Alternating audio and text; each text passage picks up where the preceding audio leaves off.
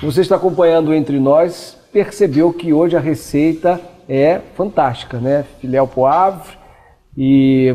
Maravilhosa. É para aguçar o paladar. E agora, para melhorar ainda mais a sua participação no nosso programa, nós vamos falar de redes sociais.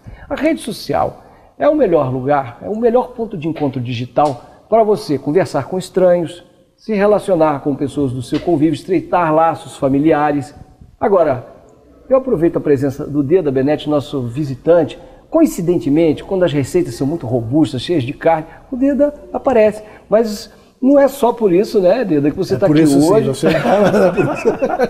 Estou querendo ser, né, elegante. Então, você vai comer a minha parte. Vou comer batata doce e vai comer o filé poivre. Não, batata doce não. Mas aí o preço disso é nos abrilhantar com a sua participação nessa entrevista desse assunto, porque nós temos... Esse assunto ele começa pela receita, né? Eu estou percebendo que a Cátia, ela combina a receita com o assunto, né? Porque pimenta verde no assunto de hoje é o que tem para falar. É apimentado, né? É verdade.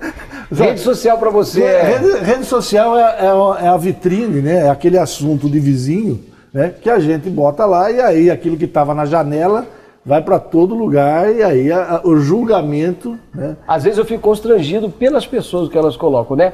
Deixa eu apresentar então aos nossos convidados. A doutora Osmeire está aqui, psicóloga clínica e terapeuta sexual. Seja bem-vinda ao Entre Nós. Está muito bonita, é um prazer tê-la aqui com a gente. Né? Olha só como está o nosso programa. Não cai no papinho dele. Mas é aquele momento. Minha camisa Zug, mais uma vez, caprichou. Zug faz camisas personalizadas para o nosso programa Entre Nós. Está aqui o Zug, grande professor, né, conhecido do Estadão e depois se tornou camiseiro. Zico Sermelli, que chegou aqui hoje para nos ajudar no lugar da Dani Amorim, que não sai do Facebook. E ela disse assim: César, eu entendo de decoração e arquitetura, mas aqui você vai trabalhar decoração. Coração aberto. Coração, vim de coração mesmo. Estamos demorando para falar do Nelson. Obrigada a vocês pela presença, viu? Que é advogado. Nelson, deixa eu começar pelo advogado. Já aconteceu de rede social virar caso de justiça, de processo, alguma coisa assim? Olá, primeiramente... Isso em Sorocaba, nós não vem com exemplo de fora, que essa gente tem bastante. Fala dos vizinhos, fala por nós aqui. Muito obrigado pela recepção aqui mais uma vez. Realmente, César, é uma situação que é bastante recorrente no Poder Judiciário.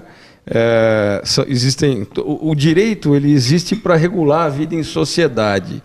E normalmente ele corre atrás dos fatos sociais. Nunca o direito ele regulamenta antes do fato social existir. E a internet é um problema sério hoje para o direito, porque ela muda com muita rapidez, com muita agilidade. Então é difícil você falar em termos de regulamentação e responsabilização quando você fala em mídias sociais. Existe agora no direito brasileiro, saindo do forno agora em abril desse ano, uma nova norma que fala de responsabilização nas redes sociais, que é chamada do Marco Civil na internet. E existem situações do direito que as atuações na internet infringem normas penais, infringem normas de natureza civil e geram indenizações, geram punições de natureza penal e assim sucessivamente. Exemplo, né? Perder o emprego por causa da rede social. Pode falar. A pergunta é a seguinte, mas a rede social não é só uma extensão da vida? Por que tem essa diferenciação? De fato é isso mesmo, Deda. A rede social ela é uma extensão da vida e não tem uma diferenciação na forma de punição. A dificuldade está na responsabilização. Então, quem é que eu vou responsabilizar? Eu vou responsabilizar quem colocou um texto, quem colocou uma imagem, eu vou responsabilizar quem veiculou. Às vezes, a veiculação dessa imagem, ela se dá em outros países, em outra localidade, e às vezes esses países não têm cooperação com o Estado brasileiro. Mas você explica uma coisa, eu faço uma fofoca da Osmeire, tá bom? Aí eu falo lá pro César, Osmeire, não sei o que. Tá? Aí o César vai e conta pra Zi. Tá? Aí a Zi não conta pra ninguém, bom, enfim, a Osmeire fica sabendo e se sente ofendido.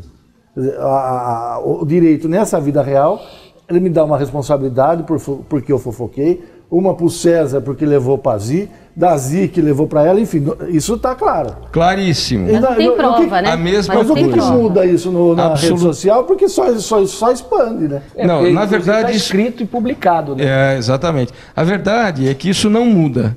Então, o que acontece? Toda vez que você comete um ato ilícito para a natureza civil, e o ato ilícito ele se dá por ação ou omissão, desde que você infringe um direito de outrem e cause dano a essa pessoa. Isso aconteceu, existe um nexo entre a sua conduta e o dano que causou, foi causado a essa pessoa. Isso gera direito de indenização, seja na internet, seja fora dela. E depende da interpretação do juiz também? Sem dúvida nenhuma. Aí a questão vai se dar em razão de prova. Então, nesse exemplo que o Deda deu, é difícil uma produção probatória. Como é que vai se provar que o dano que ela causou, por exemplo, a perda de um emprego, se deu em razão daquilo que você falou? Quando isso se dá pela internet de forma documental ou de outras formas documentais, isso é mais fácil de se verificar. Outra situação também que pode acontecer são as ofensas que, de certa forma, são tão graves que o Estado chama para si a responsabilidade da punição, além da punição de natureza civil. E aí existem as situações de calúnia, difamação, injúria. É muito complexo, né? E o exemplo da Copa, né? O exemplo da menina, a enfermeira que viu o Neymar, né? O Neymar passando, sofrendo, e ela, no finalzinho, ela olhou, filmou ela mesma, dando risada daquilo. E ela disse que ela perdeu o emprego. O patrão pode usar aquilo como prova. Olha, você debochou num paciente aqui do hospital e postou na rede social. É uma situação interessante essa questão da relação de emprego, porque ela tem algumas proteções especiais. Nesse caso, particularmente, foi ela que postou a imagem dela mesma e ela produziu essa prova contra ela e, de certa forma, pode até ter prejudicado a empresa. Então, isso pode até, dependendo das circunstâncias e da conduta da empresa, da atividade social da empresa, gerar uma justa causa para ela em algumas circunstâncias. Agora, uma outra situação com relação à internet que é interessante é a questão, por exemplo, da fiscalização de e-mails. É uma forma de correspondência. O empregador pode fiscalizar o e-mail do empregado. E sim, ele pode, aquele e-mail corporativo, o e-mail da empresa, desde que com um aviso prévio, expresso do empregado. Ele tem que saber que ele vai ser fiscalizado. Muitas empresas fazem isso hoje. Nunca e-mail privado, sem dúvida.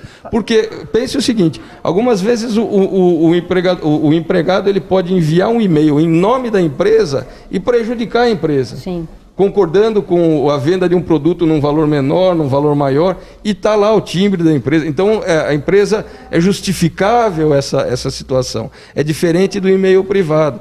Então, qual é a diferença da vida real para a vida virtual, para o direito? A diferença, na verdade, ela se dá em razão das dificuldades de se aferir a responsabilização e as infrações nessa vida virtual. Marcelo, deixa eu perguntar para os Meire aqui, dentro disso que o Nelsinho está falando, o seguinte, seja no mundo virtual ou real, né, as motivações são daquele mistério profundo e, no geral, está ligado a uma emoção muito forte, quase sempre de vingança. Né? Antes de mais nada, é um prazer estar aqui com vocês, agradeço o convite. E, na verdade, essa questão das motivações, né? Existem vários elementos que podem comprometer tanto no mundo real quanto no mundo virtual. E um deles, basicamente, vai sempre passar pela autoestima, de como é que está essa pessoa na sua autoestima. Dependendo do nível de rejeição que essa pessoa experimentou, dependendo do sentimento de menos-valia que essa pessoa tem em si, ela vai acabar arrumando um bom motivo, ela vai ter uma ótima justificativa para acabar querendo se vingar.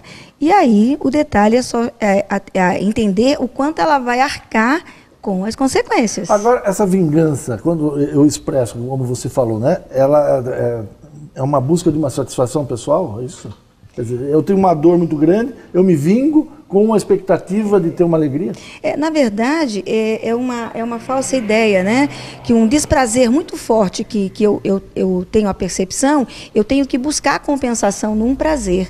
E é justamente isso, não mede consequências. Quando vai dar por si, já fez alguma coisa muito ruim para si e para o outro. E isso, você já foi em defesa de algum paciente em algum caso? Alguém te levou de testemunha lá e falou, olha, o que você fez é uma grande defesa, né? Foi lá, não é muito comum, mas acaba acontecendo de ser solicitado a nós um tipo de laudo, dependendo da situação, né? Mas, assim, eu particularmente não fui ainda de frente a um juiz. Mas os laudos, muitas vezes, são emitidos até por solicitação judicial. César, eu queria perguntar o seguinte, olha só. Infidelidade, quando esse assunto começa a circular nas redes sociais. Eu vou acreditar que, em geral, a mulher pode ficar muito revoltada de perceber alguma coisa, né? Até a pessoa coloca no perfil... Mas os homens também ficam muito... Estou generalizando, né? A gente acredita que os homens traem mais, mas não é. Se ele trai com mulher, então empata. Então, aí está ali, casado, aí um relacionamento, aí alguém curte, põe um negócio, aquele negócio vai mas aí acontece mesmo, a mulher descobriu, ela vai lá e põe tudo na rede social, xinga e vai lá e reclama, a mulher ou o marido. É aceitável isso? Então, na verdade, é até bom a gente realmente retificar, né? Homens e mulheres, questão da infidelidade. É porque é o seguinte, desculpa, eu vou posicionar. Você está chegando aqui, é bom você saber, uma mulher que fez isso. E o assunto está bombando. Então, aguarde minutos, ela vai chegar, vai contar a historinha dela. Mas o que acaba acontecendo, na verdade, tudo que a gente vai utilizar nessa vida, seja um alimento, seja um objeto, seja as redes, tudo que a gente vai utilizar, ela pode ter um bom encaminhamento de como eu vou utilizar ou não. Então, o que eu acredito e tudo que eu ouço e vejo no consultório, depois de tantos anos, a base é a mesma. A baixa estima faz com que as pessoas vão desenvolvendo um mecanismo que a gente chama mecanismo de defesa. E muitas vezes, por conta disso, acaba como se fosse aquele minuto de branco e esquece que ao expor o outro, está se expondo também. E toda uma imbricação que tem. Esquece-se que tem filhos, muitas vezes, que tem uma outra família imbricada nessa sequência. Então... Mas, na sua opinião, é certo ou errado? Veja, nada que faça com que eu exponha demasiadamente a minha intimidade ou a do outro pode ser certo. A solução é passar por cima e esquecer, mudar de vida. Não sei nem se é passar por cima e esquecer, mas é resolver isso de uma forma como antigamente dizia-se, né? E que seria interessante lavar roupa realmente suja em casa. Porque esse nível de exposição só vai trazer outras consequências tais e nenhuma resolução. Mas só para quem passou isso mesmo que sabe, né? Não é isso? Quem passou mesmo por algum tipo de traição ou de algum problema assim é que sabe se está certo ou se está errado. Sim, na verdade aí entra a história do certo e errado, da minha verdade, da sua verdade e da verdade que existe, né? Então é claro que mobilizado por uma emoção muito forte, com certeza eu vou encarar aquilo como certo ou temporariamente como melhor para mim, mas não necessariamente é. Então, o relógio sempre contra o nosso programa, o tempo sempre acaba antes do nosso assunto. Nelsinho, eu agradeço a sua presença, daqui a pouco a gente vai voltar no outro bloco, e o Deda continua, os Osmeire continua com a gente, eu agradeço a sua presença, e o assunto a seguir é realmente interessante, porque nas redes sociais está bombando, o pessoal está lá curtindo, e a pessoa que criou a polêmica está aqui, nos nossos bastidores, vai voltar daqui a pouco. Você também está nas redes sociais. Como é que é essa história? Eu quero aproveitar, obrigado César, obrigado por estar aqui mais uma vez. Quero aproveitar para mandar um abraço, já que a gente está falando de redes sociais, o pessoal do WhatsApp, do Colégio Dom Aguirre, da época que eu estudei, já faz pouco tempo, não é tanto assim, mas um abraço para a turma aí que está acompanhando a gente em todas as edições do programa Entre Nós da TVR. Tá aí um ótimo uso das redes sociais, né? Conversar com amigos. Então, voltamos já no segundo bloco. Aguarde, você vai adorar. Não saia daí.